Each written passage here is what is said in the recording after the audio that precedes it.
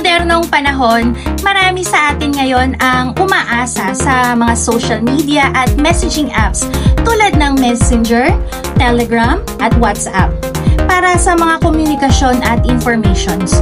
Ngunit kasabay po ng kaginhawahan na hatid ng mga platforms na ito ay ang pagusbong ng iba't ibang uri ng panloloko at kabilang na dyan ang tinatawag natin na advanced loan fee scam. Ang scam po na ito ay nagiging pangkaraniwan na dito sa Pilipinas at nagiging dahilan ng pagkaperwisyo ng maraming nating kababayan. Kaya po para sa ating video ngayon, sasagutin ko ang tanong na ano ang advanced loan fee scam? Ang advanced loan fee scam po ay isang uri ng panloloko kung saan ang mga biktima ay pinapapaniwala na makakakuha sila ng malaking halaga ng loan, pero hihingan muna sila ng advance fee o bayad bago makuha ang pera. Paano ito nangyayari? Sa simula, ang mga scammer na yan ay mag-aalok ng malaking loan na may mababang interes. Magpapaabot sila ng kanilang message na parang formal at parang legit. Kadalasan din, nagpapakita rin sila ng mga fake documents para magmukhang totoo at professional. Kadalasan, sila ay may mga posted ads dyan sa mga social media at makikipag-direct contact sa kanilang mga prospects through messaging apps like gaya nga ng Messenger, Telegram, WhatsApp o kaya naman sa email. Mag-offer sila ng malalaking loan amount, ngunit para makuha mo ang loan, ang biktima ay hihingan muna ng advance fee na sinasabi nilang para sa processing fee, insurance o iba pang gastusin.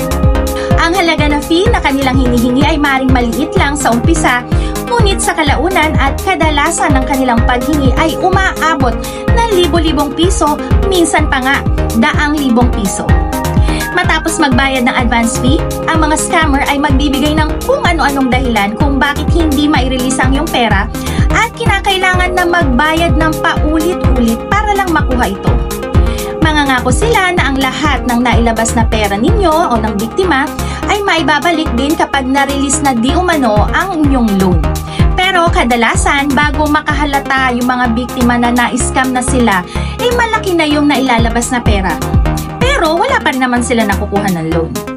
Kalaunan din at hindi na makapagbayad ng fees yung mga biktima, ay sila naman ngayon ang tatakutin ng mga scammer na idedemanda dahil ang pera daw na loan ninyo ay pera ng company ay nakapasok sa inyong account at hindi makukuha dahil kulang ang binayad ng biktima para ma-release.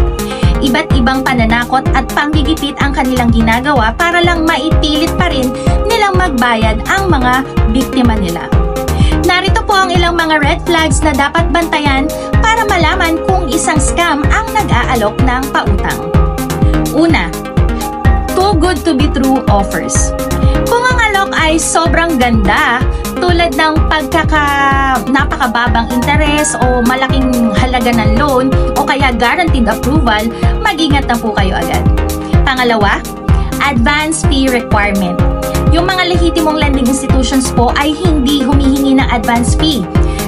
Bago po kayo mag-apply sa loan, kailangan po ay hindi kayo hihinga ng kahit anong bayad. Dahil pag kayo ay hininga ng bayad, malaking posibilidad po ito na ito ay isang scam. Pangatlo, walang verifiable contact information. Maliban sa mga pagpapakita nila ng mga peking dokumento, ang kanilang pangunahing komunikasyon ay ginagamit sa messaging apps lang at sa email. Kung susuriin ninyo at i-verify ninyo ang kanilang mga binigay na peking impormasyon ng kumpanya nila ay kung hindi mali ay non-existent na office address or contact number. Pang-apat, pressure tactics.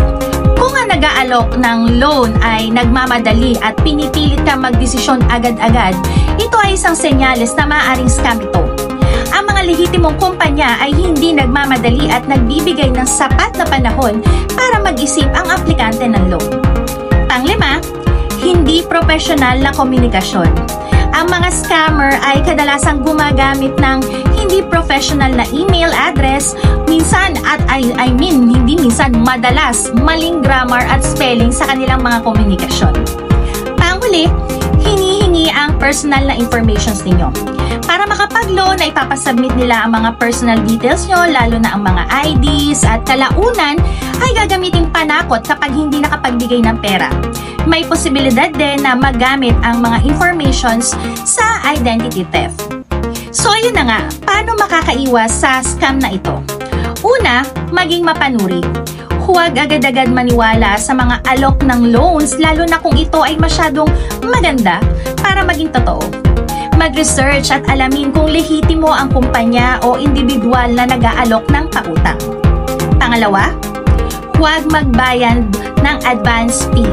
Ang mga lehitimong lending institutions ay hindi humihingi ng advance fee bago magbigay ng loan. Kung hihingan ka ng pera bago pa mag-ibigay ang loan mo, scam yan. Tandaan nyo, okay? Pangatlo, suriin ang dokumento. Kung may pinakitang mga dokumento sa inyo, suriin kung ito ba ay tunay at hindi peke. Mag-research ng mabuti tungkol sa kumpanya na yon bago kayo pumayag sa kanilang binibigay na loan.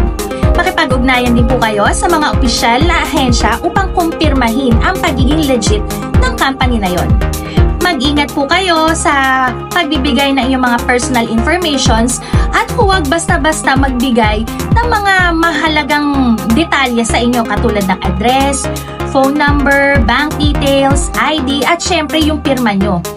Ang mga ito kasi ay maaaring magamit sa masamang paraan. Ngayon, ano ang dapat nyong gawin o hakbang kung ikaw ay nabiktima ng advance loan fee scam? Una, i-report ang scam.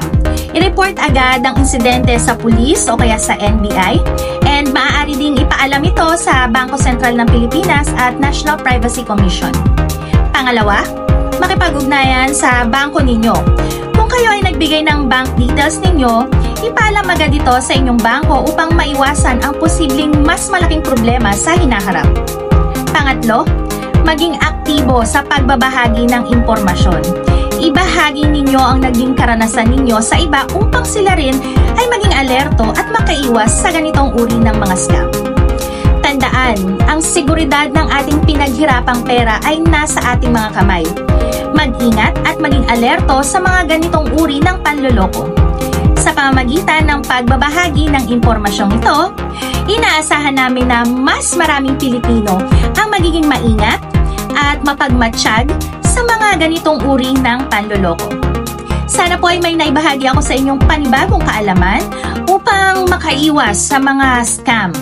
At para po maging updated kayo lagi sa aking mga videos, siguraduhin po ninyo naka-like, follow at subscribe po kayo sa aming mga official social medias at maaari nyo rin pong bisitahin ang aming website www.philflag.org para sa iba pang impormasyon tungkol sa aming organization. Muli po, ako po si Miss A mula sa PhilFlag.